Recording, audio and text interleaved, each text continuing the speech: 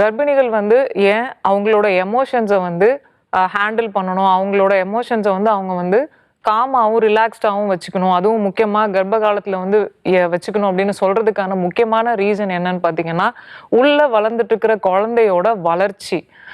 அந்த வளர்ச்சிக்கு தேவையான ஒரு சூழல் வந்து நம்ம உள்ளேயும் கொடுக்க வேண்டியது இருக்குது. அதை சுமக்கிற அந்த பெண்ணோட வெளிப்புறத்துலையும் அந்த சூழல் நம்ம ஆரோக்கியமான சூழலை கொடுக்க வேண்டியதாக இருக்குது.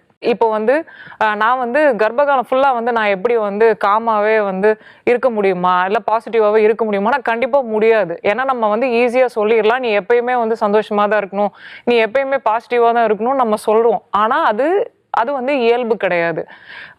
இந்த கர்ப்ப காலத்தில் வர மாற்றங்கள் வந்து பார்த்திங்கன்னா இந்த ஹார்மோன் சேஞ்சஸ் அப்படின்னு நம்ம சொல்லுவோம். இந்த ஹார்மோன் மாற்றங்கள்னால அவங்களுடைய மனநிலையில் வந்து மாற்றங்கள் ஏற்பட்டுட்டே இருக்கும். சில நேரம் அவங்களுக்கு கோபம் வரலாம், சில நேரம் வந்து அவங்க வருத்தமாக ஃபீல் பண்ணலாம், சில நேரம் எல்லாம் கலந்த ஒரு எமோஷனாக இருக்கும், அவங்களுக்கு அதை வெளிப்படுத்த தெரியாத ஒரு நிலை கூட ஏற்படும்.